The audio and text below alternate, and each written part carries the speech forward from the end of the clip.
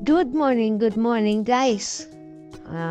May bago na naman tayong nakitang spot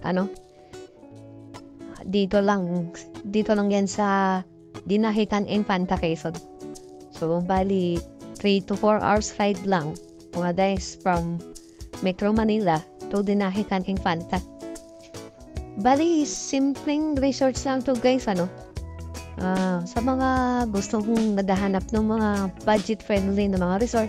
So, swak na swak to guys para sa mga tropa, pamilya na gustong naghahanap ng mga budget-friendly na mga spot So, maganda rito guys kasi tahimik, hindi crowded, saka safe dito, lalo na sa gabi. Kasi may caretaker na nagbabantay paggabi. Siya nga pala, pag gusto niyo puntahan itong lugar na to, ilalagay ko lang sa description ng videos na to ang mga details, contact persons para at least may guide kayo. If gusto niyo pumunta dito, at least may idea na kayo kung anong sitwasyon dito sa resort. So, tara na guys. Silipin natin ang resorts na ito.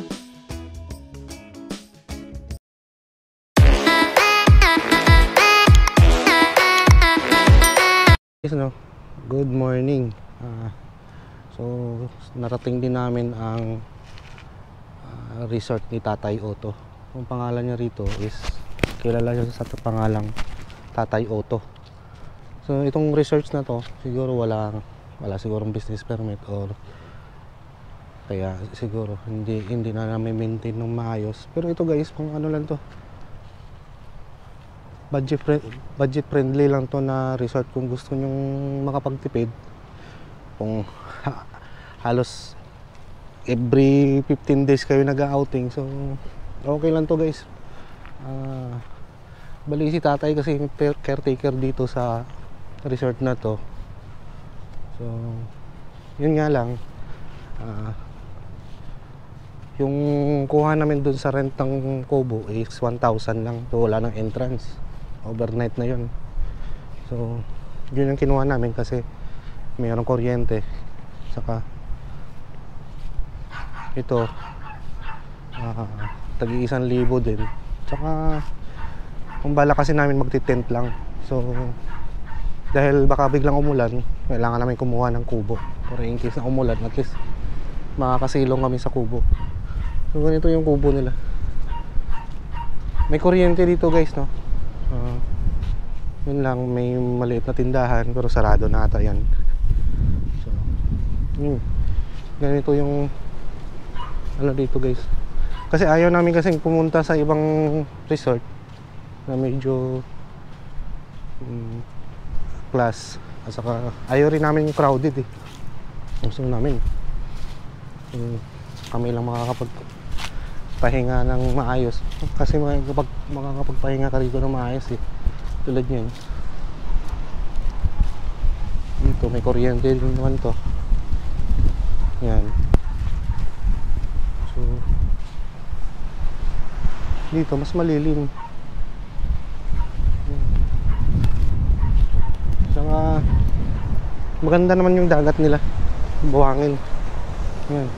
Yun nga lang medyo lubog ngayon, maalon. Kaya yun.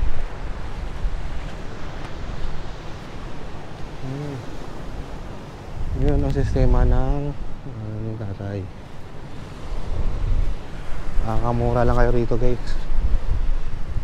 Yung i-entrance nyo bili nyo na lang yung pagkain. Dagdag pagkain nyo na rin yun. So araw ng Sabado ngayon, Sabado Linggo, walang katao-tao. Kaya itong pinili namin, kasi maraming resort doon sa baba, sa bungad. Kaso kung mga crowded, merong nagbibideo okay.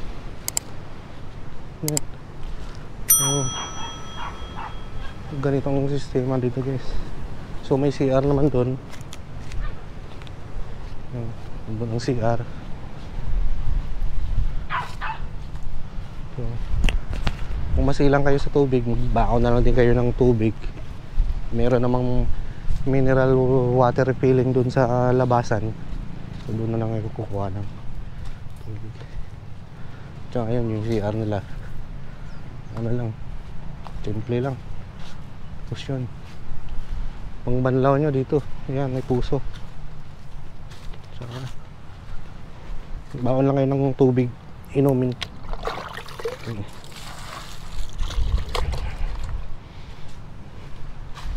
Tsaka mag-overnight kami rito mamaya. Tsaka marami rin kahoy, pwede na yun tayo mag-bonfire mamaya.